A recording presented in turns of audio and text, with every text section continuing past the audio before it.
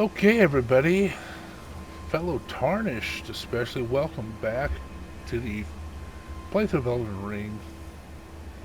I'm your host, JB, BTC Gaming, if you will.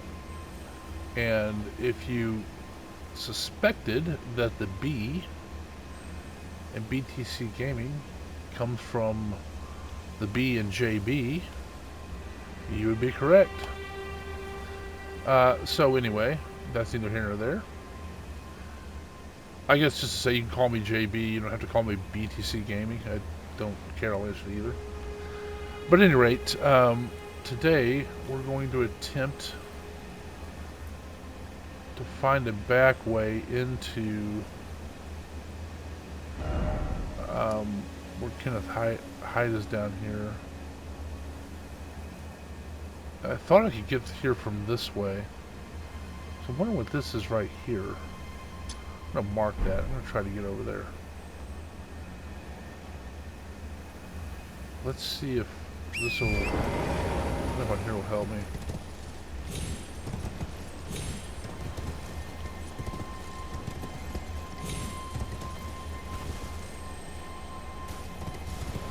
Oh, hey, there's something.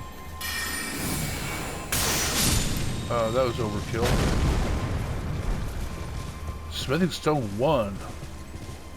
Oh yeah, this is exactly where I want to go. Well, note to self, this is quite the shortcut. That's already at the little shack up here.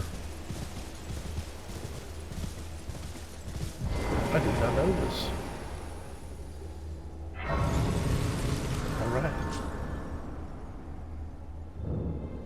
Artist shack.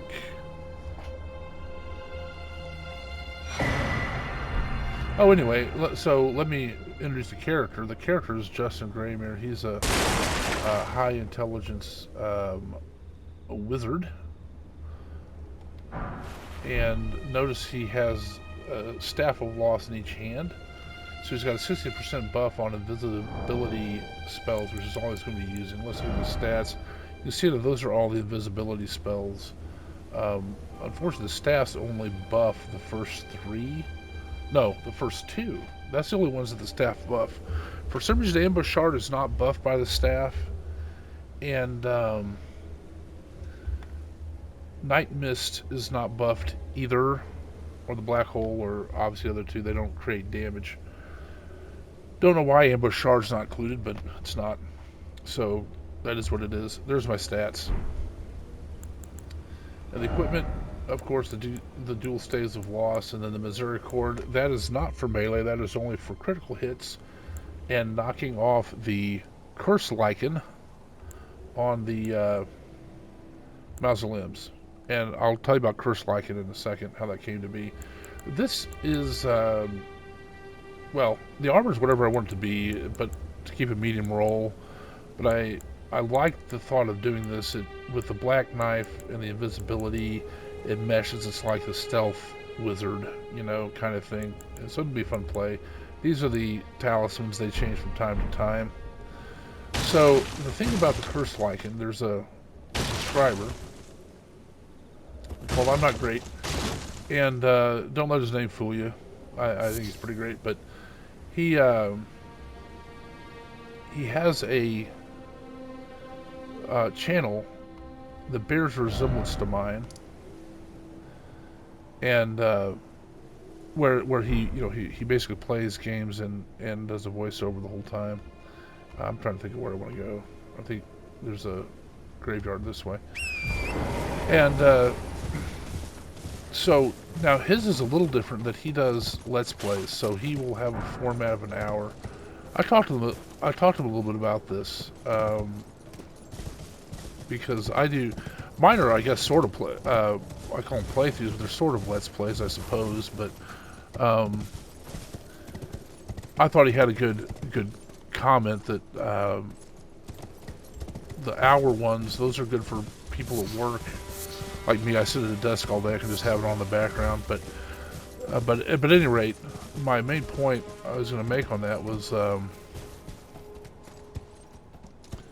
Oh, this didn't kill. Will this kill me? Is that too far to drop? We'll find out right here.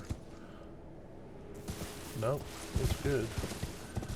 There's Kenneth Hyde over there. We'll talk to him in a second. We're gonna go loot this graveyard. But my larger point with that was the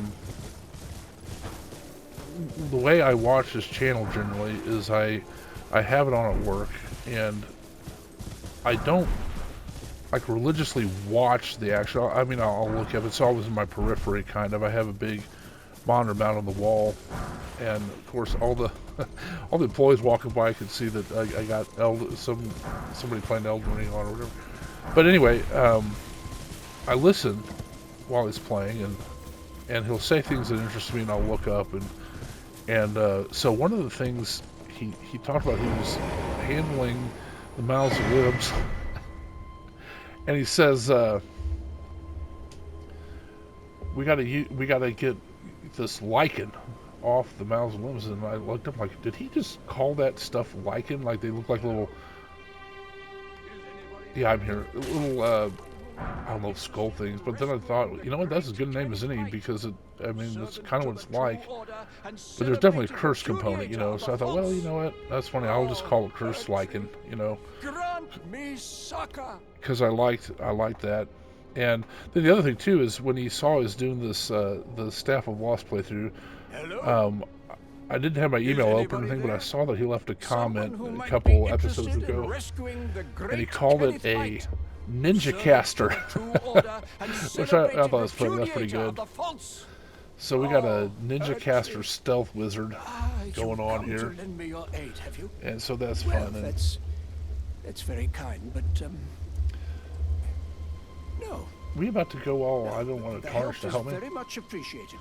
But this is what's great about the community, you know, at large, because you have people like I'm Not Great, Abyss Watcher, you know, Weasel, you know, and several others that they leave comments. They're helpful, they're funny, they're witty, and it's very cooperative. It's very, you know, encouraging. You get some outliers that are negative, I suppose, that are they just want to try to rain on people's parades and stuff. But by and large, the Souls community and the gaming community in general is pretty positive, especially with the Dark Souls type series.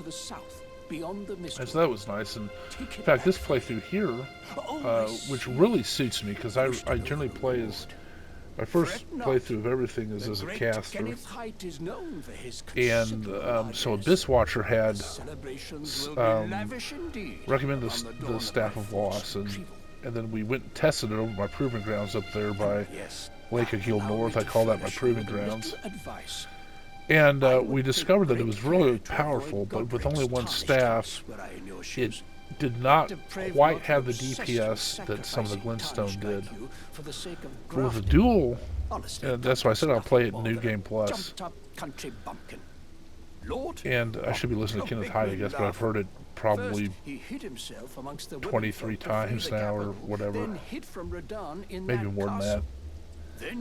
But I said, yeah, I'll play it, you know, and this one is real suited to me, you know. So we had another playthrough I just finished, which was the dual wielding incantation high faith cleric, and I enjoyed the playthrough. I did. It was it's not my wheelhouse. The incantations, it was. What are you waiting for? Little challenging. It was fun. Don't get me wrong, it was fun, but it's not my wheelhouse, and most of it's centered around the incantations take so long to cast on this animation. I mean, good lord, when you use Fortisas's lightning, you hover in the air for a kiss goodbye. No, homie, don't play that. Lies to the south, beyond the no, I like women. Take it back for me. Don't give me a kiss. It is funny though how he disrespects Godric. Saying he's basically a cretin or whatever. So we'll make our way. First, we're gonna make our way to this grace up here, light it, and so I guess the the point about that was, I think anytime you're doing a channel, you have to balance what you enjoy with what subscribers like to see, you know. And usually there's a intersection there where you can play something you like to do, and it may not something you would normally do, but it's still pretty fun. That was the incantation build I just did. It's pretty fun to play. It was a lot of fun, and role playing as the Queen of the Southern Sea, you know, sort of the themed approach.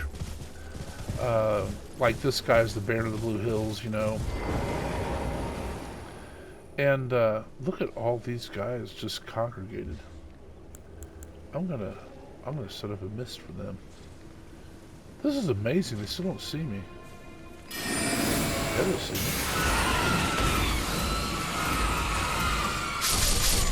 Oh man.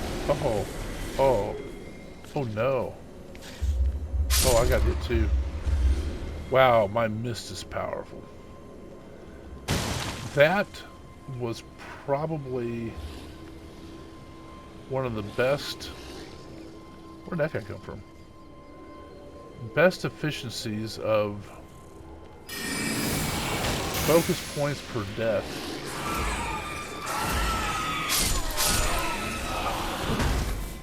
I don't want to get my own mist. You get my mist. Get my mist.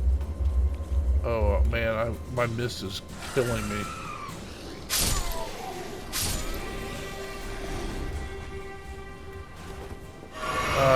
Yeah. So that seemed like it was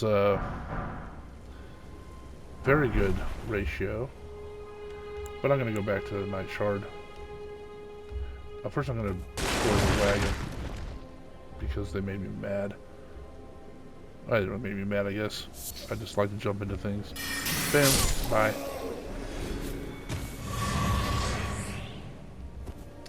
So now we get to take on a troll up here.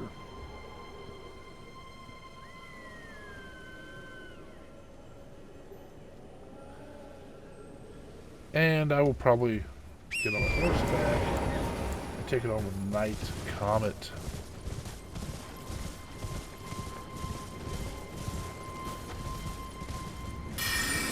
So much a treasure.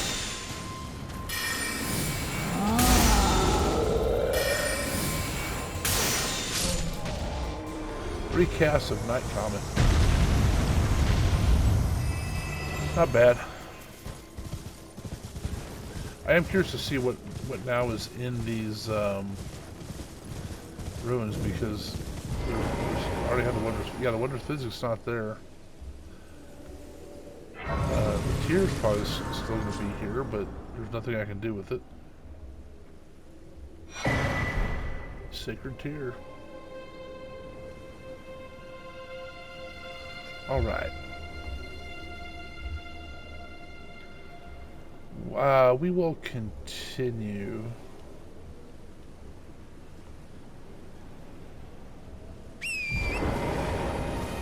Down to the Mistwood. And,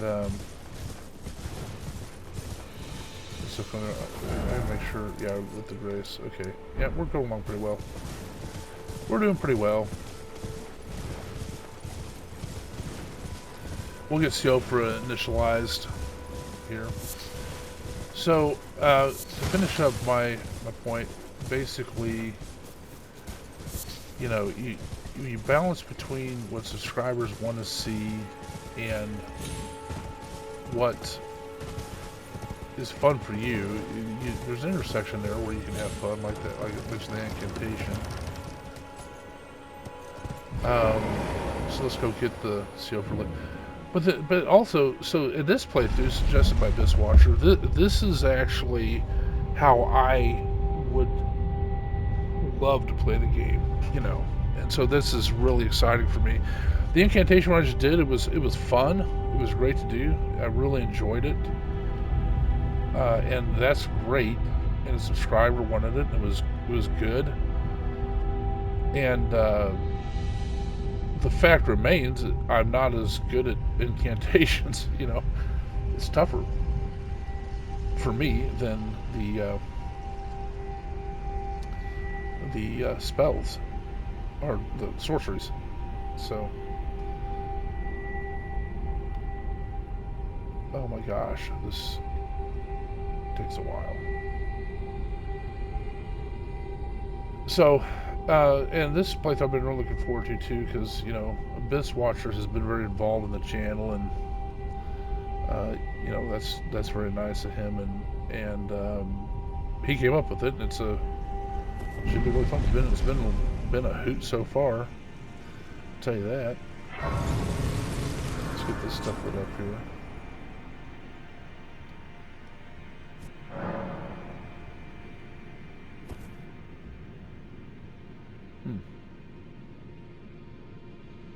Get this here. So one of the next playthroughs I was going to do too that a subscriber asked for was a consumables only, and I'll do that. I might do that after I play Lords of the Fallen, because another subscriber, I believe that was Weasel, asked for a playthrough of Lords of the Fallen, and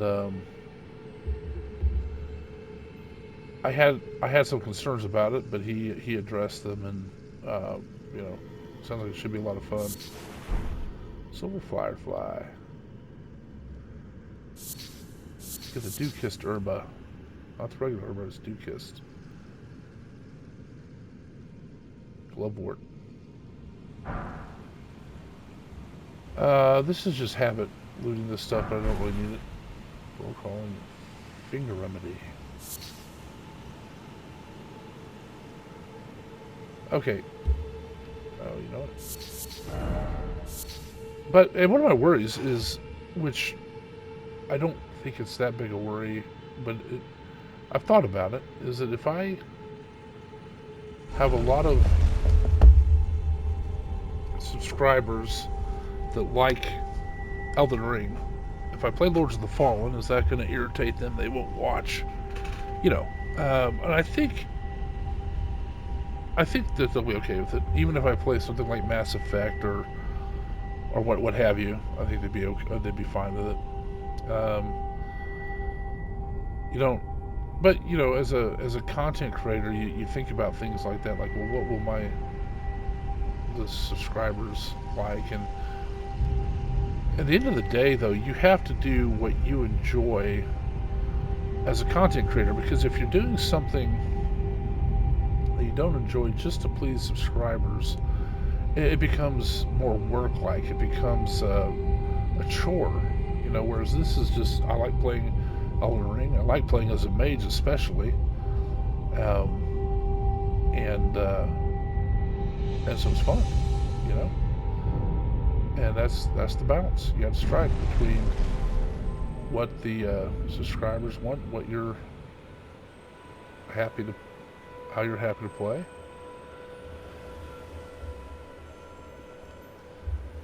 So anyway, that's my sort of philosophy on that. But I might do Lords of the Fallen next. I'm gonna buy it. I thought about buying it, playing it, and getting sort of at least somewhat good and familiar with it.